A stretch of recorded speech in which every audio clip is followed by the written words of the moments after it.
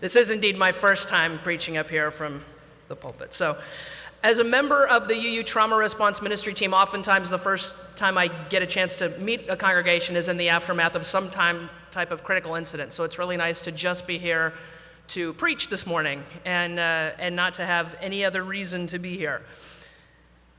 So the title of the sermon is Considering the Unimaginable. How do you consider something that is unimaginable? So I've been thinking about this. I've been do this kind of work for a long time, and I've got a couple of ways to answer that question. So one of them, in the way I think about it, is I can't really imagine what it would be like to win the lottery. Like the Mega Millions lottery jackpot. The last couple of weeks, I think it was something like $500 million, right? I can't really imagine what it would be like, but boy, do I like to daydream about that kind of a payout. You know, sometimes I think if I get real specific about what I would do with that money, the causes I would support, the way I would take care of my family, friends, people that have been part of helping over the years, if I think about really specifically what I might do with that kind of money, if I spend my time thinking about those numbers on my ticket, then maybe I can make it happen. Maybe I can make 5, 7, 8, 21, 39, and 53. I can make those ping pong balls pop out of the gate and get chosen. So that's called magical thinking. And considering fun unimaginable, thinking about those kinds of exciting unimaginable events is actually pretty easy. But what about the frightening ones? Thinking about a fire in the church, or a tornado, or a flood wreaking havoc on your community, murders and suicides of those we love, it's not something we like to spend time on. And if these events do come to mind, we're likely to push them out right away. We can almost get a little bit superstitious about it. Ooh, if I think about it too much, I can make it happen. Do you ever see a little kid make themselves invisible? Our youngest is 3, and he just did this the other day, actually. He was sitting in his car seat, and I came to get him out of his car seat, and he said, "You can't see me." He had his eyes closed. Right? Because little kids, when they make themselves invisible, they close their eyes, and they're invisible. They figure if they can't see you, you can't see them. Scary stuff goes on in the world, and truly considering it can be paralyzing. Most of us figure it's better if we don't think about it, and that's also magical thinking. Now, I don't know about any of you, but so far, all the concentrating I've ever done over the years, the downright meditating on my lottery numbers has not increased my net worth by $1. And yet there's something in me that believes if I take any time to think about maybe the brakes going out in my car or something terrible happening with an engine of a plane that I'm flying in, absolutely I'm going to definitely make it happen. So far there's these 2 ways to kind of consider the unimaginable. If it's a pleasant unimaginable, spend time conjuring it up. Sometimes we call that, again, the power of positive thinking. And that feels good, so a lot of us do it. But if it's an unpleasant unimaginable, much of the time, we just don't think about it. Just put it out of your mind. Don't bring any negative energy to it. So I want to posit a possible 3rd way to consider the unimaginable, and I'm talking now about an unpleasant unimaginable. And that is to fight the tendency toward magical thinking and approach this scary unknown a little at a time with a community and with a plan. That 3rd way is what I want to spend the rest of our time talking about. And I mean, listen, it would be great if nothing bad ever happened. But that's just not the reality we live in. We are negatively impacted by people and events. And we are not immune simply because we belong to a house of worship or because we're good people. As a member of the UU Trauma Response Ministry team, I was deployed to the Tennessee Valley UU Church less than 24 hours after the shooting 10 years ago. During the week I spent in Knoxville, I cannot tell you how many people I spoke with said things like, "This kind of thing doesn't happen here. This is our sanctuary. People just don't do this in church." Why would anybody want to hurt us? So different theologies would explain that in a lot of different ways. And being UUs with many theological and philosophical belief systems all sitting next to each other in the pews, we're actually not likely to agree on any answers to that question of why. But I think it can be tempting for us to get caught up in the why because it's an intellectual question that allows us to keep everything in our heads. Acknowledging that bad, terrifying, evil, sad, unfair, unjust, unbearable things, acknowledging that those happen makes us realize that we are vulnerable. Considering the unimaginable starts with being vulnerable. So over 1,300 fires in houses of worship are reported each year. 25% of those fires are caused by arson. Around 30% are caused by electrical problems, and that could be whether it's faulty electrical wiring, old wiring, or some malfunction of something within systems. Medical emergencies like heart attacks and strokes happen during worship. Churches, synagogues, other houses of worship are regularly burglarized and vandalized. Winter storms cause floods, damage. Massive damage can happen to buildings, parsonages, church cemeteries, and grounds. And the purpose of my talking about these things is not to scare you. The purpose is to bring out in the open things that we just generally don't like to think about and really don't like to talk about. Bringing the unknown out of hiding and into the open takes courage. And beginning to imagine those unknowns actually can bring options. If I can imagine it, I might be able to do something about it. Now, I want to be clear here. When I say doing something about it is not the same as controlling something. There's a lot of things that we do not have control over, but that doesn't mean we might not be able to do something about them, right? An obvious example is the weather.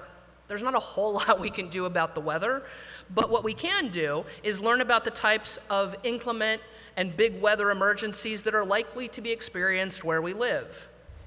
Now, for me, when I moved from New York City, which was more prone to blizzards and hurricanes, that was a different sort of thing to get used to than when I moved to St. Louis, which was all about tornadoes and floods. But learning about those differences can help me do something about it and prepare differently. Taking those kinds of steps to prepare actually builds resilience, and resilience aids to recovery if something does actually happen. Now, preparedness is actually part of good stewardship. We're called upon to be stewards of the properties and people of our communities. And some of the ways we already take steps in preparedness are in things like having insurance for the church, making backups of the databases and computer systems, keeping a prudent reserve of funds in case of emergency. These are already steps that you're doing. Actually, consider around it preparedness. That's good stewardship. And you guys are all doing that, right? I know you do most of that. There's a tension in houses of worship. It's tempting to believe, hey, you know what? That's the board's responsibility, not mine. Right? It's the building. It's the building and grounds responsibility, not mine. Why should I have to worry about it? I'm just here on Sunday morning. Well, the first hymn we sang, we actually sang the words, I think it's the second verse. By faith made strong, the rafters will withstand the battering of the storm. It's in may nothing evil cross this door. Faith is made strong by preparing for the storms to come. And as covenantal communities, stewardship is everyone's responsibility. Now, yesterday, I led a workshop for a number of group leaders and church staff around preparedness. And this was a group of people, I gotta say, that was really ready for me to come and that has already taken great steps in preparedness. I've done workshops all of different parts of the country in all kinds of different congregations. This is one of the congregations that was already much farther along than almost any congregation I've been in. So that's something that is incredible and worth noting. And your sexton has a lot to do with that. A lot to do with that. Liz, right? Yeah. So Liz is an incredible resource. She's doing things you have no idea that she's doing, right? And it's beginnings. But the thing is, if Liz is the only one who knows about it, it only works when she's here. This is something we all have to take responsibility for, and there's more steps to take. And that was what the workshop was about, was starting to look at, as a group, how can we take already the foundation that is strong and build and really take care of community in a much bigger way. And in thinking about that, that really becomes a question of how do we take care of one another? The first step is, if we don't take care of ourselves, we can't take care of others very well. So a question, and you don't have to answer this now, you don't even have to raise your hand, but just think about it. Do you have an emergency plan for your home? It was interesting, when I asked the kids up here, do they do fire drills? They do them at school. It's one of those things that we think about usually at home, but we don't always do them. At some point, I have a 6-year-old and a 3-year-old, and the 6-year-old brought home, because the fire department came and did a workshop did some stuff at school and gave everybody hats, and it was all exciting, and they got to climb in the fire truck, and they had a little brochure about what you can do at home. And he brought it home, and we looked at it and went, oh, that's great. And then I remembered, okay, I teach this, I have to actually do it. Instead of just talking about it, and the first step was talking about it. Let's figure out where's the best ways to evacuate out of this house that we live in. It's a rental. There's only so much we can do to change the opportunities of where we might be able to shelter in place and where we might be able to leave. So let's figure out what those are, and let's actually walk it through. And so we've started to do that with our kids. Does everybody in your household, does everybody actually know where you should meet in case you have to leave the building? Do you have copies of all your important documents in a place other than your home? Are you current with any kind of CPR or first aid training? And again, you don't have to raise your hands, but it's stuff to think about. I was an EMT for a bunch of years in New York City, and while I was an EMT, CPR changed. If you haven't taken it recently, it is no longer ABCs. It is now CAB.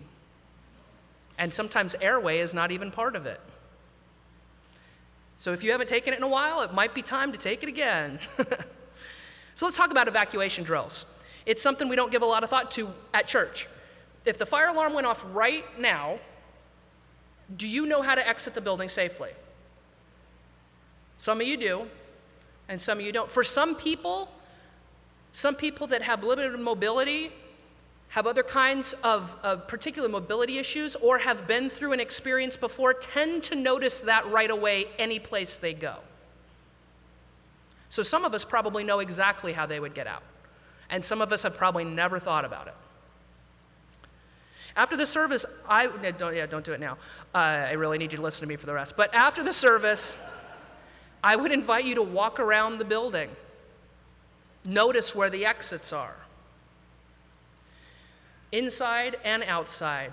Take a look at the basement. Look down in the rooms with the hallway with the meeting rooms.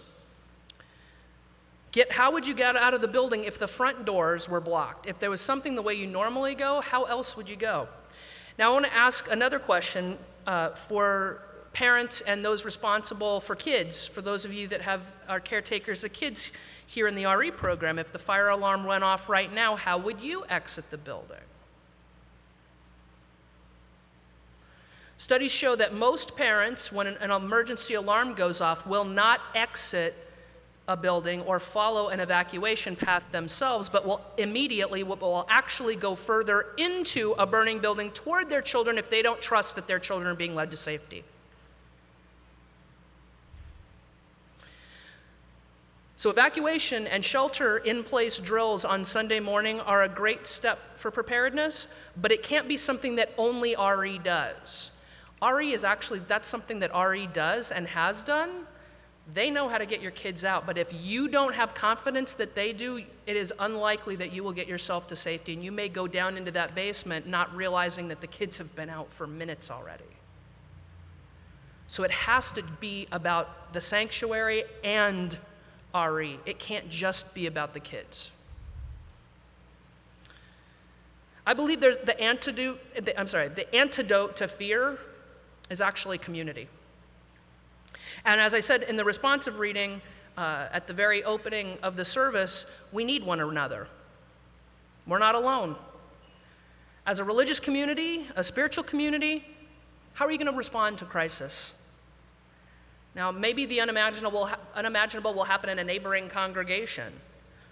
Can the Unitarian Church of Evanston help others if your own building is badly damaged? It's going to be tough, particularly if you don't have insurance or copies of the church records off-site so that you could rebuild. You know, one of the things a lot of organizations do is they do backups of all their computers. You do that regularly, and that's a good thing. Back something up on a disk or put it on a hard drive, and then put it in the drawer in the same room as the computer. A lot of us do that at our home, too. It's hard to rebuild and reconnect and even gather if you don't have that information somewhere that it can be used and can be found. I'm not preaching here today with the intention of scaring anyone. Actually, what I want to do is empower you to bring into the open the unknown and take steps to take care of yourselves, because that is one of the ways that we take care of each other. What do we have control over? We have control over our own actions, our reactions, and our responses. So what can you do now? One of the things we talked about, in fact, most of the 3 hours we spent yesterday, actually started looking at things that this congregation can do now. And there's a team of people that are working on it. And while they are working on it, it is not solely their responsibility to live it out. Right? We have to live this out, which is what some of Annette Marquis was talking about in her reading, is that we live our Unitarian Universalist faith, and good stewardship, preparedness, taking care of one another is part of that. So some things that you could do that we talked about, you could sponsor a CPR and first aid training here at the church. Open the training up to the whole community, which is a great opportunity for outreach and community engagement. You could also have a copy your important papers party. You could do it here after church, and that's a kind of a fun intergenerational activity that can happen too. Just drag photocopiers out into a common room somewhere and encourage people to make copies of their passports or insurance documents, deeds, rental agreements, birth certificates. Encourage folks to have a set kept with a trusted friend or a relative out of state, someplace else where that might be, in case of some bigger emergency, you know that you can get to it. So how many of us have our brains in our smartphones? I used to have everybody's number that I knew memorized. Yep, not anymore. So things like keeping a copy of emergency numbers written on a piece of paper in your wallet or purse, actually written out or typed out if you like that kind of order, in case the devices crash or they run out of batteries. And while you're at it, keep a hard copy of any medications you take with it. There are many things you can do. Small things can be powerful resources in the event of an emergency. As a congregation, if you offer the opportunity to prepare as a community, you have a better shot at actually taking care of these things yourself, as well as encouraging other people to do it in a much less anxious environment.